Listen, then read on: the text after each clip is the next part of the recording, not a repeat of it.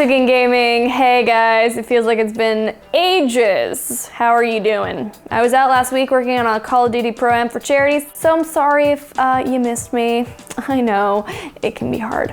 But hey, did I come back at the perfect time on a week that feels like video game Christmas? Yeah, I may have also died and gone to heaven, I'm not quite sure, but the point is, we have a lot of good stuff to go over in today's show, so let's hop right into it. I know, I'm supposed to talk about the last week in gaming. Well, it's the name of the show, but Sony plans to start next week with a pretty big bang.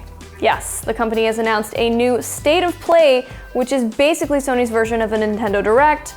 They haven't been as hype as a Direct yet, but that will probably change Tuesday since Naughty Dog has confirmed The Last of Us Part 2 will be showcased. My emotions are not ready for that. I'm gonna try to work on that, maybe go to some therapy. All right, The Dark Knight Rises in Fortnite. That's right, there's a Batman crossover happening in the ridiculously popular game.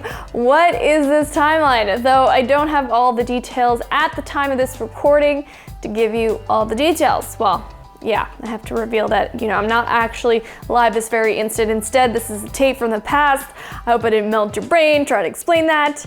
Anyway, there's been a lot of Batman buzz recently. There's this Fortnite crossover, plus the Arkham trilogy is free on the Epic Game Store. I'm not the world's greatest detective. I like to think I'm like top 10 though, but I wonder if we're getting close to a new Batman game unveiling. Wouldn't that be wild? I feel like this is a big way to kind of get you guys prepared for that. The countdown is on for a meltdown, but this is the good sort of meltdown. Okay, that still doesn't make sense, does it? Let's try that again. Apex Legends Season 3 will drop October 1st, and it's called Meltdown. And you always have to say it in that way.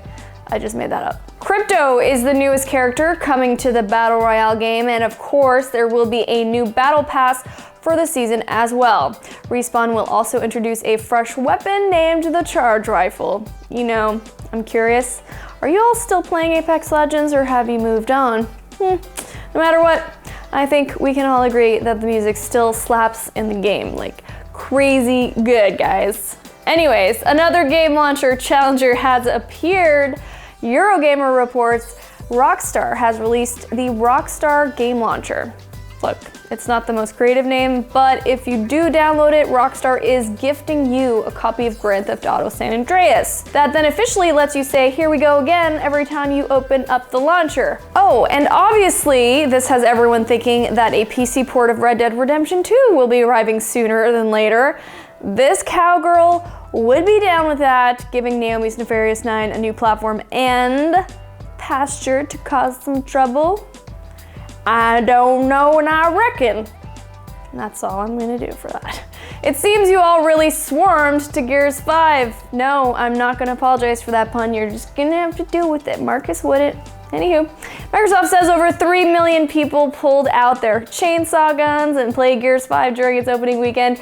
That's apparently the best engagement Microsoft has seen for a first-party game in its first week since Halo 4, which was 7 years ago. Now, obviously, Xbox Game Pass helps these numbers, but this also shows that people are still captivated by the cover shooter series. Chainsaw guns are apparently timeless, right alongside the Master Sword and BFG. It's a fact. Speaking of Xbox Game Pass, the subscription service continues to tickle my gaming bone. I mean, just this week we got Jump Force and Bloodstained Ritual of the Night for Xbox One out of nowhere. Pretty rad, right? Especially since Bloodstained is on PC too. And then in this coming week on Xbox Game Pass for console, we can look forward to Bad North, Dirty Rally 2.0, and LEGO Worlds. Yeah, as for you PC peeps, Microsoft mentioned that more games are on the way for Game Pass as well. Man, can you imagine having this service when we were growing up? I basically had to beg my parents to rent a single game each weekend. It was awful. So why wasn't I born later? Will Anthem ever recover after landing with a thud earlier this year? It's tough to imagine, but BioWare gave an update on the game. Anthem's head of live service, Chad Robertson, stated in a blog post that previously announced acts will be replaced with seasonal updates. Okay, sure, but here's where things make me say, ruh-roh. This post is titled, "What is next for Anthem?" And literally, this is said by Robertson at the end. So I don't have any news today to share about the long-term changes we are bringing to Anthem. You know that Nathan Fillion gif where he's flummoxed? Yeah, that one right there. That's how I felt reading that line. Oof. Now, a game that does have staying power like almost no other is Minecraft. And we've learned that Sandbox game will soon roll out a Minecraft character creator, letting us choose our body size, hairstyles, and a ton more. So my question is, do I make up a blocky lookalike of myself or instead come up with a monstrous Minecraft avatar? Please let me know in the comments. Otherwise, I'll be sweating which way to go for the foreseeable future, because I'm completely, I mean, just don't leave me in limbo, people. I really need to know, because this is important stuff, okay? Minecraft is still relevant in 2019.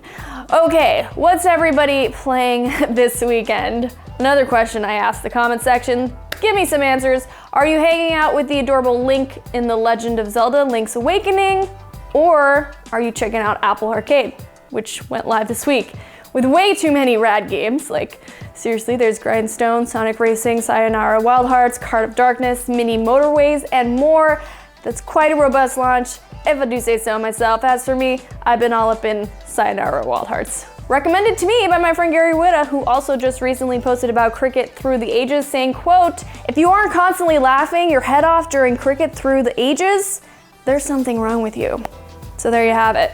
Guys, go out there and play that beat right now. But like, how can we pause time so that we can play all these games?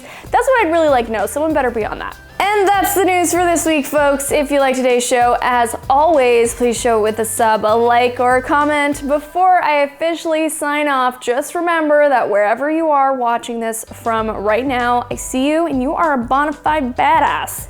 You need to go enjoy your weekend now before I waste any more time talking to camera when I could be slip sliding in Sayonara. And on that note, sayonara! I'll see you next week, guys.